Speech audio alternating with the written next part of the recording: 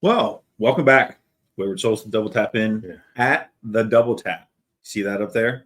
Back in the OG studio. That's right. Got the heat cranked up. The coffee's on. Cheers. Cheers, brother. Good to see you. Good to be in person. Right? Yeah, absolutely. So it's a good day to be a duck, that's for sure. Oh, my God. Yeah. Miserable. I knew it was coming. I woke up at about 2:15 this morning with my barometer going off. So I said, well, I guess it's coming. Check the weather. I went, oh, yeah, here it comes. Does it bother your shoulder too? Not as much as my head. Okay. Yeah. The head is my barometer for sure. The snowstorm we had a couple weeks ago, I was seeing. It was rough. I was seeing sounds. It was not in a good way. No, not at all. Yeah. A little interesting. This morning, not as bad. This was an Excedrin. Take a couple of Excedrin. I'm good to go. Good.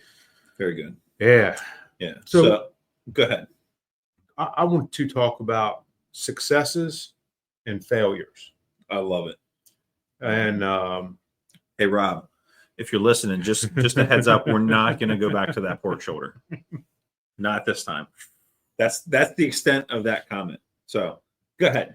So I may have mentioned in a previous episode that I did T-bone steaks for my dad, Jim, my mom, and they were phenomenal. Mm-hmm. They were absolutely phenomenal.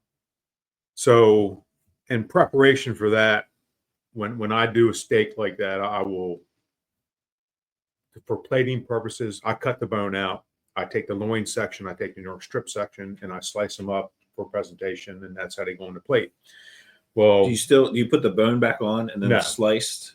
No, around it. Okay. I cut everything out and discard the bone. Well, I don't discard the bone because I want it for making soup and shit. Yeah. Mm. So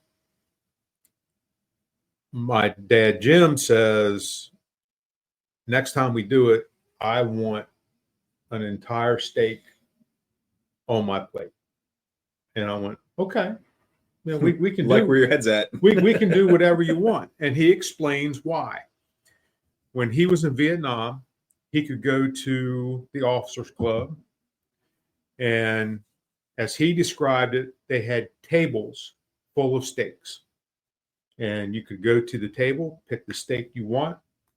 You could cook it on their grill, or they could cook it for you. And they would fill the plate. He would take a pat of butter and put on top of the steak, and that was his 50-cent meal. Jesus, 50 cents. 50 cents for a plate-sized steak in Vietnam in the 60s. And he said it was what, like 2 inches thick? Oh, yeah. Like it was a big freaking slab of dinosaur. Beef. You know what I mean? Love it. Which was probably a water buffalo or some shit. Well, and that's... The other night, I probably said, was it really beef, or were you having some water buffalo or some horse or mule or some shit? A really big dog. Right. So Jennifer and I source these T-bones, and they're thick as fuck. They're beautiful cuts of meat, and we get 4 of them bastards.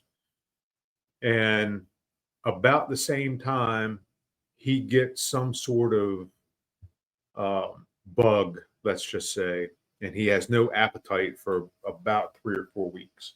So that entire process, they're in the double tap fridge, dry aging, and they are looking good. So mom calls, said dad's feeling better. He wants the steak. Not a problem. Righto. Take care of it. We're ready. So Wednesday, today's Friday. So Wednesday, I start my prep. I go get a fresh bag of charcoal. Mm-hmm. When I did the T-bones, I didn't quite have the amount of charcoal that I wanted. Yeah. And so anyway, I got my charcoal situation squared away, put a fresh batch in and cleaned the egg out. Got all the ash cleaned out, all that good stuff. So it's primed and ready to go, fresh. Fire it up. And here's where the errors start to happen. I let the grill get too hot. It was, when I went out and checked it, it was at 600. And it's a little warm. A little. Yeah. Pizza? Perfect. A T-bone steak? Probably a little much. So I cut the bottom vent down. I cut the top vent down. And like a dumbass, I don't let it rest. I don't let the temperature come down. And I throw Jim's steak on and Jennifer's steak on. I set my timer for 5 minutes because they want theirs. Jim wants his well done. Jennifer likes hers about medium well. My mom and I like them medium rare. So I figured that's a good separation of church and steak. 5 minutes goes by, I flip their steaks and I throw ours on. Well, just about that fast, I probe their steaks and they are up there. And when I say up there, it was 170s. And for you folks who don't know that, that's high. That's past done. That's past done. Yeah. Yeah. So now's when the regret and the panic on my part sets in. So again, I leave the other, I'll leave them on just for a minute. So, because it's only been on one side, you know, it hadn't been to the other side yet. So I flip it to the other side just to let it, and I'll pull them off. Second mistake. I took a large Tupperware container. I put foil in the bottom. I put the steaks in that. I covered them with the foil and put a towel over it to keep them warm between the double tap and mom and dad's house. Yeah, that was... At least they were well insulated. Buddy, talk about climbing up in temp. When I undid the foil a half hour later over at mom's house, steam came out. That's no bueno. That's no bueno. That's not good. That's not good. Yeah. So we're trying to expand our reach to multilingual. Why they're being deported. So fuck them. 47 hard at work. So, right off the fucking rails. So I take Jim's steak and I throw it on the plate. He gets the dab of butter on it like he wanted and he didn't want his seasoned. No problem. As he said, it's the best steak he's had since he left Vietnam. Yes, sir. That's all that matters. Did you punch him in the throat? The best steak he's had since Vietnam. Exactly what he said, which, by the way, I'm not going to say it hurt my soul, but that's what makes him happy. If that's what makes you happy, hey, man, I'm all about it. I told him originally that I would never cook a steak well done. Well, damn it, you've earned it. If you want a well done steak, you've earned a well done steak. I'll cook you a anybody that has served, in the armed forces and protected our country, whatever the fuck they want, however they want it to come off that grill, that's how it's coming. So his steak was perfect for him, and that's great. Yeah, Jennifer's loin section of the T-bone was burnt to fuck. I mean, burnt to fuck. And for those of us who do this shit, we have decent egos because we know we're good at what we do. Yeah. And hey, I'm all about it. Well, I stepped on my dick and tripped over it, busted my head, the whole 9 yards with these things. Mom's was a medium well. Mine was well. The rest of Jennifer's was well. And it was just a colossal fuck up on my part. Hindsight being what it is. Hang on, before we get into how do we make that better next time? Yeah. So that's with those T-bones. Let me go through. Yeah, you do yours. Yeah. Yep. And then we can talk about everything because I think the fix for both of them is similar. Yeah. Very much so. Yeah. So we talked about the Forever Prime Rib. Yes. And Hickman did one. So of course, not to be outdone, do that too. Yep. So set it up. It's probably 2.5, 3 pound prime rib, just a little guy. Yep. Set it up for 12 hours in the sous vide at 129 and let it go all day. I might peek a little bit because you can't not. But ultimately it's in the water 12 hours. Yeah, and So- you've got it in the bag with your herbs and Yep. spices and all that. Yep. So I take it out. Looks fantastic. Looks great. The juice in the bottom. We made a little gravy with that. Oof. Fantastic. Fantastic. But I put my temperature probe in it to get ready to throw it on the grill. And I've got the keg between 400 and 500 degrees. Yeah. Right where I want it. My goal is that I'm taking it out. I'm putting grill marks on it and I'm taking it off. Taking it from, again, my hope is it's 129. Yep. And I'm going to take it, 3 degrees, maybe. Couple of flips, good to go. Call it a day, right? Get the grill marks, get a little color, get a little char on the outside, sear it off, bring it back in, and we're crushing some prime rib. Yeah, that didn't happen. Best intentions. Yep. As Mike Tyson says, everybody has a plan to get punched in the mouth. face. Yep.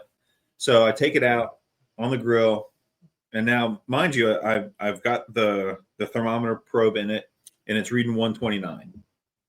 Oh, I'm sorry, 122. 122. And I'm like, well, that's not where I want this.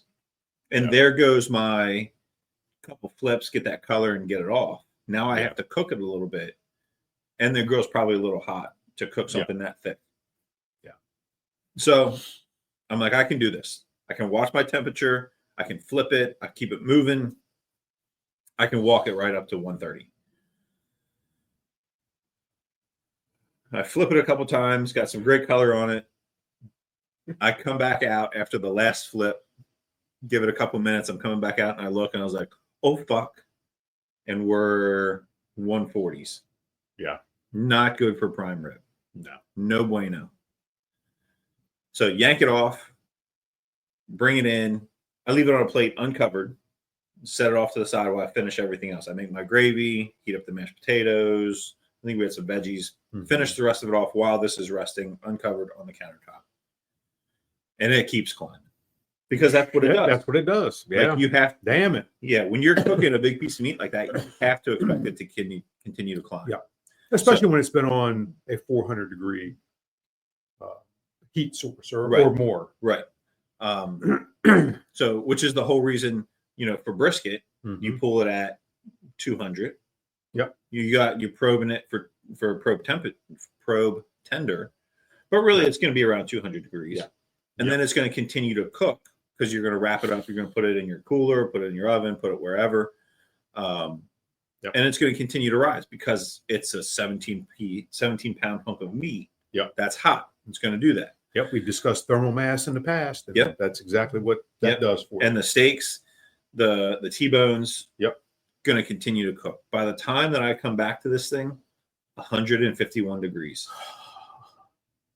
Brings a tear to your eye. Right. Not a good one. Not a good one. I cut this thing apart. I cut the bone out, cut it in half to if there's any part of this that's going to be good, it's going to be in the very center. Dead center. Yeah. Let's rip this Band-Aid off and see what she looks like. Yeah. Terrible. The very center section of it, probably a 2-inch in diameter circle, was perfect. Everything else outside of that was overcooked. Again, like we talked about, you serve it up to the family. They loved it. Yep. They loved it. Oh, this is good. I'm like, this is trash. Yeah. Meanwhile, you're sobbing on the inside. Yeah. Your ego is nowhere to be found. Yeah. It fucking left a long time ago. God damn. And again, we've said it 1,000 times. It's intimidating when you spend that much money on a piece of meat. Yeah. And then you think you have a grasp on what you're doing, and you're a little cocky about it. Mm-hmm. Yeah. Well, this shit has a way of humbling you really fucking quick. Yeah. Well, we got our dicks knocked in the dirt. I can tell you. It's been a couple of days now, and I'm still not over. My feelings are still hurt. Yeah. Which means I'm going to go buy more steaks, and do it again. And do it again. Yeah. And so let's talk about the corrective procedures. Yeah. How do we fix that? You go out, you find your green egg at 600 degrees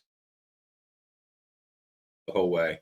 You pull it out of the sous vide and you're 7 degrees off, which in a 3-pound hunk of meat, that's some distance to walk.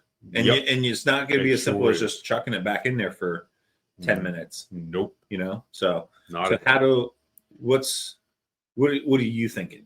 Well, hindsight being 2020, with the same presentation that I had the other night, and you're the one who brought it up, I should have fired up the pit balls and set it at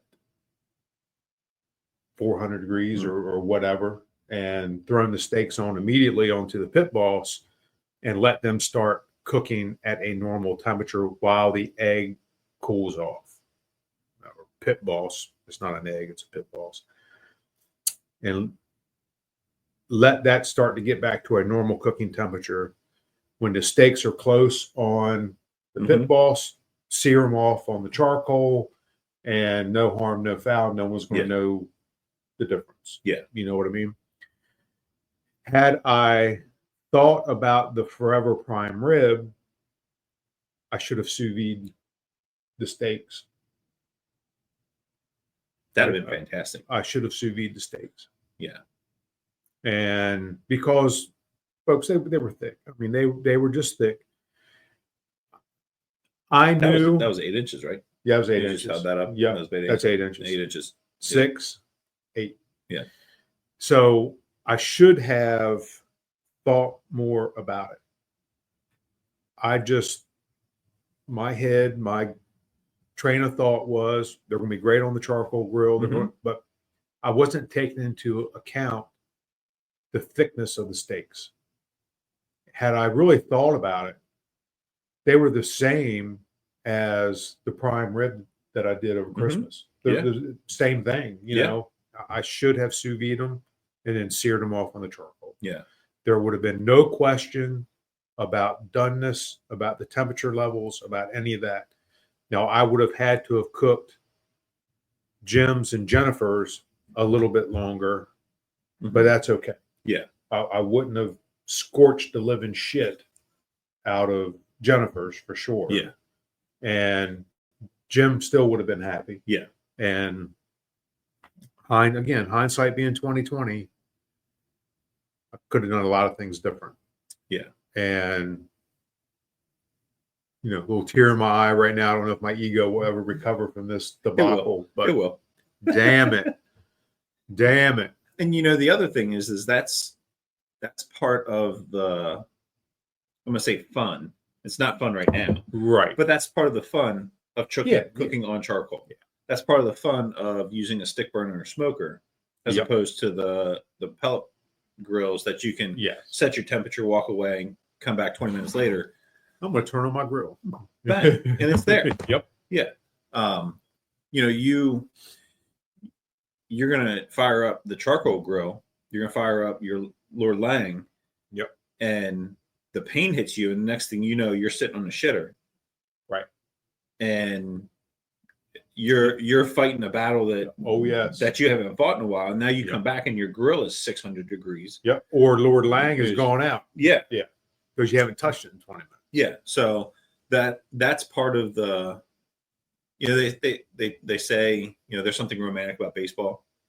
Like like it sounds stupid. It sounds dumb. And if you don't appreciate it, like, fuck you, stop listening. But like it's the same thing with cooking. Oh yeah. 100%. Yeah.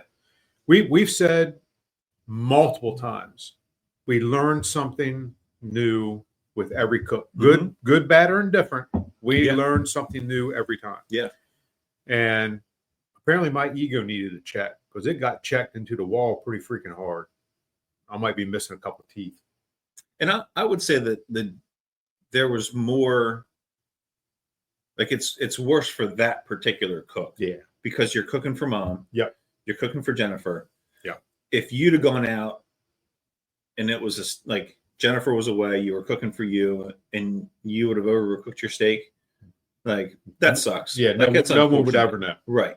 And well, people would know because you're like, I'm going to own up to it. But like, who gives a shit? Like, I'm going to eat a shitty steak. Not the first time. Won't be the last time. That's right. 100% correct. But the fact that it was for Jim, it was for your mom, Yep. it was for Jennifer, and Yep. then you're plating this, you're like, what the fuck is this? Yeah. Yeah. So, like I said, my only saving grace was Jim loved his steak. Yeah. And that was the main goal, the main focus, all that. So Yeah. he loved it. Okay. I can take some Soles, whatever it is. I can take You that take shit. some of that. Yeah. Stick it in my pocket and walk away with it. And all right, I got partial victory. Yeah. Damn it. Yeah. It's stupid. I think for the I forever said problem, to fix yours. yeah, the fix for mine, I think I sous vide it longer. Mhm. And at that point, what's it hurt for 24 hours? You're not going to overcook it. Right. Yep. You know, like there are people that sous vide briskets for days. Can you imagine that? No, I cannot. And I know somebody who does that. And he sous vide a brisket for 3 days. And I followed his journey on Instagram for 3 days. And I don't know if it's worth that Yeah. time. It You can know, take forever to cook anyway. I don't need to add fucking more time to it. No, No, absolutely not. So yeah, I would have sous vide it longer. Yeah. I know how I like my prime rib, and I don't like smoking my prime rib. Yeah. I like the oven. I like the compound butter in the oven. Yeah. 500 per pound, or 5 minutes at 500 per pound, and then cut it off and take it out when it's done. Yeah. Like that. Like that's how I like it. Yep. I've smoked them. I did this one. This one, I also didn't season it appropriately. I could have put more seasoning on it. And I didn't play that heat carryover. Right. I knew that it wasn't climbing. Yeah. I knew that I needed to get it off. I didn't see, I should have taken it off earlier. Should have missed that last flip. Should have got it off earlier, and it would have been better. But yeah, I would definitely try it again. Oh yeah, that's without a doubt. I would do it again. It will sous vide longer, and then I'll go back and throw it on the keg and sear it off. But yeah, like you said, you're still going to learn something about it. Oh yeah. So it's other than the blow to my ego, I can tell you it'll never happen again. Yeah, absolutely. You know, it's just not. It's not going to happen again. Yeah, and I'll do things differently and show more restraint. And yeah. So let's. We alluded to. Yeah, we got time. Yeah, we alluded. Hey, if we don't, it's our show. Yeah, we do what the fuck we want. That's right. We alluded to doing a chicken cordon bleu a couple episodes ago, and this is we have our failures, then we also have to have our successes. And I decided, or Jennifer and I decided, we were watching the Food Network. Mm-hmm. One of their chefs came on. Her last name is Brown. I can't remember her first name. And she was doing chicken cordon bleu. And cool. You know, I love chicken cordon bleu. I have never made it from scratch. I don't think I have. It's been a long time. And this woman took a chicken breast, cut it in half. She beat the meat until it was in submission, very thin, had a nice big round flattened chicken tit.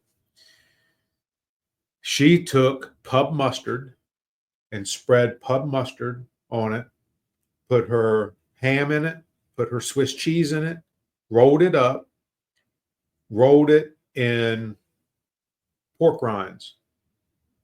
She crushed up pork rinds, rolled them in pork rinds, and then baked them off in the oven. And I went, okay, I can do that. I can do that.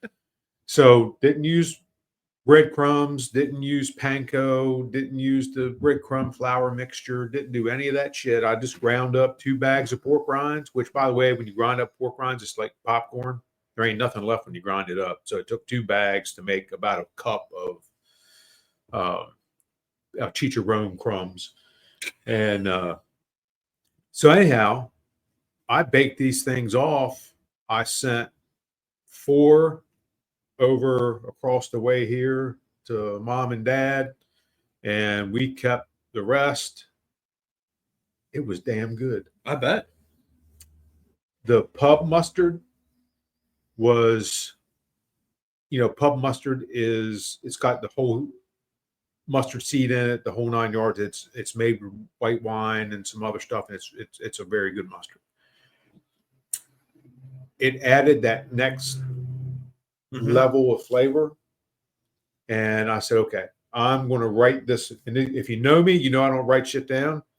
I said, I'm writing this recipe down. I'm putting it in Jennifer and I are creating our own cookbook. Nice. And we're doing all the recipes. She's making a recipe card, and she sends them when she accumulates some. She sends them out to be printed. Oh, nice. And come back, and she's putting them in our recipe book. Nice. So I said, this is going in the recipe book. Hell yeah. And 10 minutes worth of work. Salt, pepper, pub mustard, Swiss cheese, ham, and of course chicken titties. And you can't go wrong. That's it. And the chicharron crumbs. Yeah. You cannot go wrong with something that simple, that easy, and it was phenomenal. Going back now, instead of putting 1 slice of Swiss cheese, I would have done 2. Oh, I like my shit cheesy. Oh, yeah. So other than that, load it up. I have no complaints whatsoever with any of it. The crumbs stayed nice and firm. You can, like I said, you can use panko, you can use rubber breadcrumbs. You can do whatever you want. But it was so simple, so easy, and baked off in about 35 minutes. That's at 350. It was easy. Did you so when you did you bake them like on a baking sheet, or I put them in we have I guess it's 14 by 11 baking pan. I lined them up in there. Ended up being 12. Okay. Did you have them up on like a little grate? Nope. So they sat right in sat right in it. Yep. And believe it or not, and I was really surprised by this, there was not that much juice in the bottom. I was a little concerned about that. Nope. There was very, very little liquid that came out. It was more of the melting cheese coming out than it was any chicken juice. Yeah. So I was very, very happy with that. It was very simple. My intent was to bake them off. Like I said, I sent 4 over across the way here. I was going to keep 2 for dinner for us, and then I was going to vacuum seal them in packs of 2 and freeze them. Yeah. That never happened. Never happened. No. And again, for our failure, we go, damn it, that was a success where there was nothing left. Yeah. In a matter of 4 days, they were gone. Yeah. So, okay, I'll take that victory. Yeah. Yeah, absolutely. Yeah. In an upcoming show, we're going to have to talk about the cookbook, the recipes, all that kind of stuff, because I'm starting to try to do the same thing. Yes. So I want to see like what actually you're putting in there. Is it just recipes, or is it other stuff too? Man. See, now you got me thinking. Right now it's just recipes, but I need to put other stuff in there too. Right. And that'll be an upcoming show. Yeah. We did the other night, Rachel picked up some chicken breasts, just something simple. And we're typically a chicken thigh family. Yep. Same. We did chicken breast, and she's like, just something easy, throw them in the oven. So I took the chicken breast, mixed some mayo and ranch seasoning and Parmesan cheese, rolled it in the mayo, rolled it in the Parmesan cheese ranch mix, and baked them off. And they were okay. Yeah. I mean, it's nothing special. I think I would have added, some of that panko, some of that to give it more crunch, or even some like shredded cheese on the top to melt down over top of it. But it was good. The next day, Rachel took the chicken and cut it up, and she made the heck did she do with it? She did a pesto Mm-hmm. chicken and Wow. bow tie pasta. Oh, A bake. oh, yeah. With that chicken, she cut the chicken up because she asked me. She's like, "Oh, do you want to take one of these for like you want to have one for lunch tomorrow or like take it for work?" I was like, "No, no, And she's like, "All right." So she's like, "I knew we weren't going to eat it," and I was off fucking off with Harper. That was one of the virtual days that she was working, so she got to work a little early.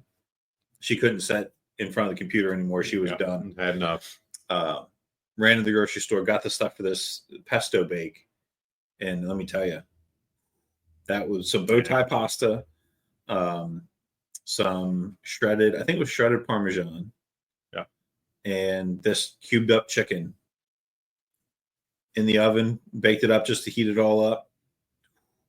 Fantastic.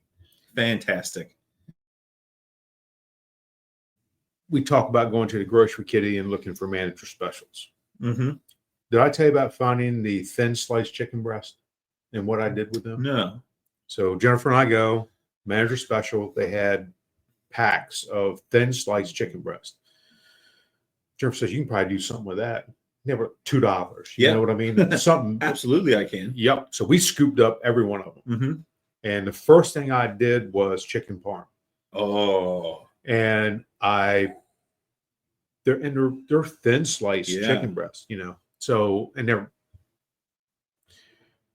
I batter them up, coat them in a flour breadcrumb mixture, throw them in the frying pan, fry them. As I flip them over to the brown side, I cover them with parm. And when they got done, I already had the pasta done. And had the marinara done. Buddy, you talk again. Quick, simple. You can damn near do it all in one pan. You damn near do it all in the frying pan. Yeah. And dude, I'm telling you, quick, simple, easy, manager special, cheap. Yeah. I mean, that's a cheap meal. Oh, yeah. And you're not sacrificing taste or quality when you do it. This made sense. One of my first meals coming back to the firehouse, working in Ocean City, I don't remember if I was part-time when we did this or if I'd been hired full-time and was like, I did like a little tour of the city. Just like, not that I didn't know it, but it was a good refresher. I didn't care. So I'm up at Station 4 with RC Evans and we're talking and he's like, hey, what do you want to make for dinner? It's like, I don't know, like something easy. Like, I don't want to. Yeah. Because I got hired in August. It was still like early August. We were still kind of steady. And at the end of the season, everything shifts north. Yes. So we were like, we had the potential to be busy. He's like, yeah, no, something easy, something quick, something good. I was like, all right. He's like, what about chicken parm? I was like, sounds great. Yeah, absolutely. He said, how do you cook yours? So I went through basically that whole thing. He said, I grill my chicken. I said, what? He said, I grill my chicken. Okay. Like, if I'm in and I will help with whatever. Oh, yeah. Like you run it, I'll help you with whatever you need. Yeah. So we go to the grocery kitty, come back, get the chicken ready, take it out to the grill. We're grilling it. It's about done. And we bring the pasta sauce out, sauce it on the grill. Oh. Cheese on the grill. So that way it's done. Once you bring it back in, you've got this beautifully grilled chicken breast, chicken parm, all off this charcoal grill. You might as well say it's glazed because Yep. We come back in, throw it on some pasta. Damn it, RC. Right? Yeah. Now, see, now I'm. Yeah. Yeah. Fantastic. It was a fantastic meal. Yeah. The one thing the other thing that we learned about that is I think we got like the store brand pasta as we're going through, and I'm like, hey, we're saving money on this. Like, we're getting the Acme or the Food Lion pasta. Yeah, don't do that. spend the extra money. We ended up with this giant fucking pasta strainer full of this giant clump of pasta. Yep. You're like cutting your section. It's like a pasta Yep. pie. You're cutting it out. Put your parm on. But yeah, That sounds grilled good. That chicken sounds real parm. good. That was fantastic. So thanks, RC. That was a good one, buddy. Yeah, damn it. Now, yeah, Yeah. I'll file that one away. Yeah. You'll remember it again in 2 weeks when you hear the episode. And that's exactly what's going to happen. I'm going to write that down. Now I'll write it down at 6 o'clock in the morning when I listen to the podcast when I can't sleep. You know what I mean? Yeah. Holy shit. So, all right. Well, we're going to wrap the show up with that one. So, thanks for watching. Thanks for listening. If you guys have something that you've done a little different on the grill like that, like RC's chicken parm or any of it. Yeah. Your successes, your failures, please feel free to share those with us either through our social medias or waywardsoles88@gmail.com. Shoot us an email. I really want to hear about your colossal fuck ups to make me feel better. So, hey, comment. Did I ever tell you about that time with the pork shoulder? God damn it. Thanks for watching. We'll see you next time. See you.